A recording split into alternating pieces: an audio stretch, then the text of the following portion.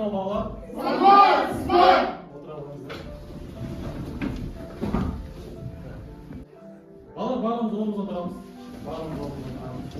Қазір психологиялық ахуал кішкене көңіл күйіңізді көтеру үшін серпілту сәтін жасаймыз, иә? Бізде қазір бір-бірімізбен амандасып алайық. Білесіз бе?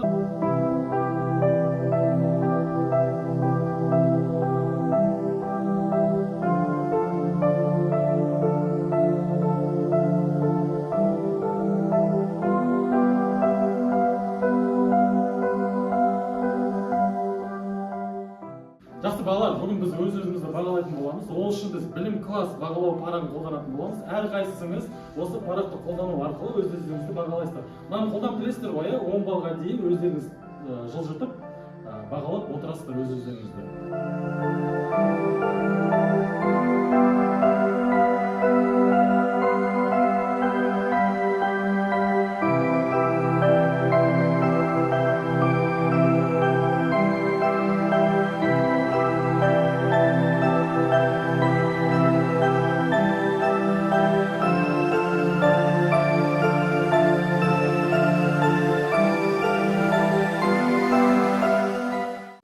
Ал балалар, үйге не берді?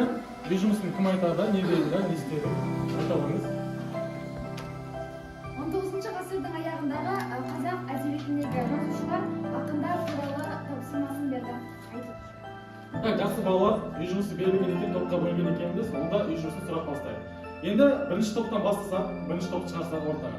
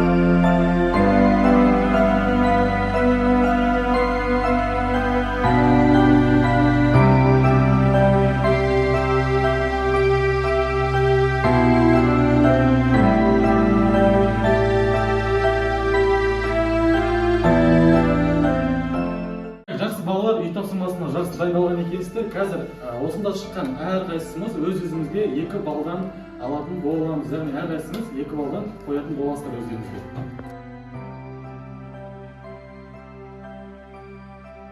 Балалар, бүгінгі біздің жаңа тақырыбымыз 19 ғасырдағы қазақтың күй өнері мен ән саз өнері. Бүгінгі сабағымыздың мақсаттарына назар аударсақ. Бүгінгі сабағымыздың бірінші мақсаты 19 ғасырда қазақ халқының күй өнері мен ән саз өнерінің дамуы және ұлттық мұра ретіндегі мәнін түсіну. Екінші, бізде тарихта қызықты әрі жеңіл үйрену үшін заманауи технологияларды қолдануға болатынын түсіну. Бүгінгі біздің тақырыбымыз өте ерекше және рухани терең тақырып болып тұр. Балалар, бүгінгі біздің тақырыбымыз 19 ғасырдағы қазақтың күй өнері мен ән саз өнері. Яғни бұл ғасыр бізде өте қиын кезең болған. Сол кезде өздеріңіз білесіздер, Ресейдің отаршылдығын, езгісін көрген болатын қазақ халқы. Сол қазақ халқының мұңын жеткізген, қазақ халқының мұратын, мақсатын жеткізген бізде әртүрлі әншілер, күйшілер, сазгерлер болған. Сондай күйшілердің бірі бізде Құрманғазы Сағырбайұлы. 1818 жылы 1889 жылы дүниеге келген, Бөкей ордасының маңында дүниеге келген күйші. Қазақ халқының еркіндік пен ар намыс үшін күресін күймен жеткізген бізде күйшілердің бірі. Қандай күйлер бар екен? Сарыарқа күйінің мағынасы кім айтады балалар? Сым айтады. Сарыарқа күйінің мағынасы ол күйінде еркіндік бар мысалы, елдің үмітімен күйін бейнелеген. Жақсы балалар, онда біз қазір Құрманғазы Сағырбайұлының жасаған интернет арқылы жасаған бейнесін көретін боламыз.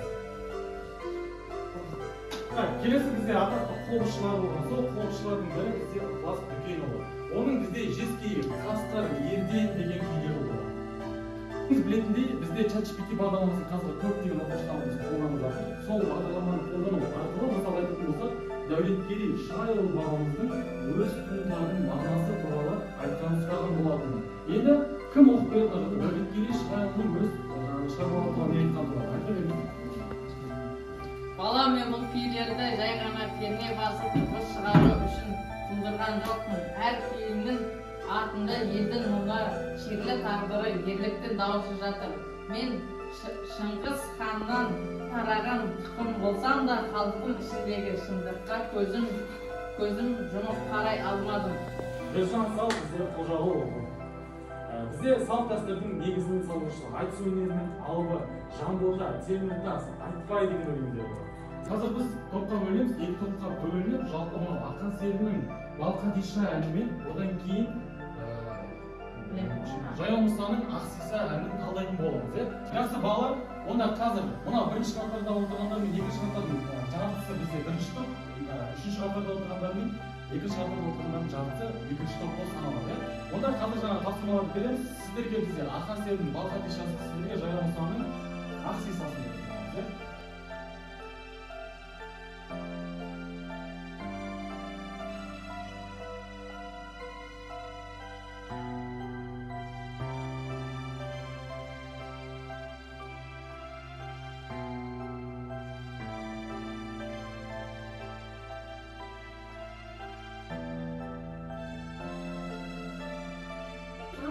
Жақсы балалар, қай топтай?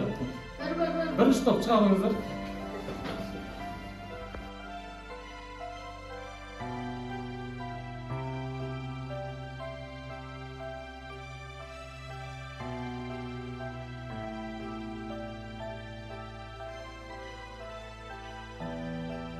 Жақсы балалар, тапсырманы орындаған топтарға бізде 4 балдан тапсырманы барлық бала орындап шықты. Сол үшін әрбір сіз өзіңізге 4 балдан қоя берсеңіздер болады. Балалар, жақсы онда бізде жұптық жұмыс. Бізде әндер қазір басқа шығыңыздар, әндерге алу керекіз. Шығыңыздар. Қазір сіздер бір санды тоқтатасыздар, сол санды тоқтатыңызды, сол түскен санға сұраққа жауап бересіздер.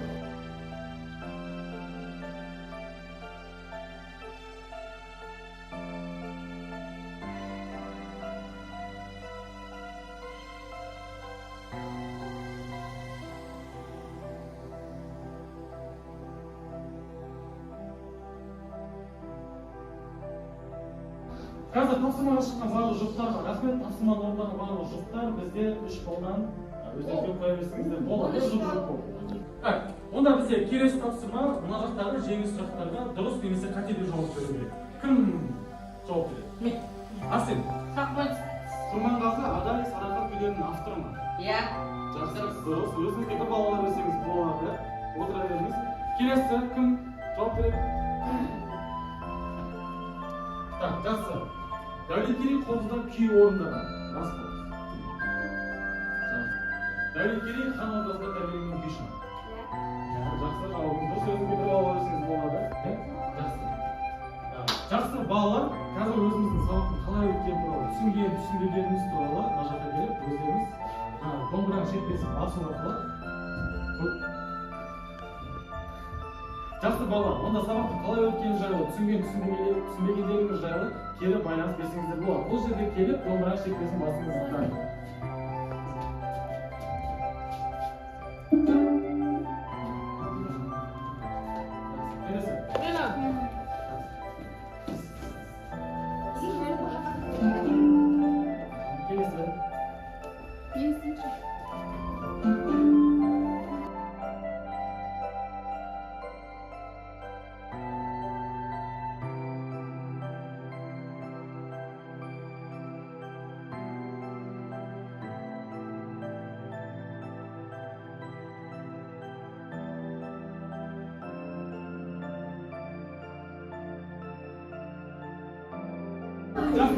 Жақсы балалар, бізде қоңырау болды. Сабақ түсінген шығарсыздар, сау болыңыздар.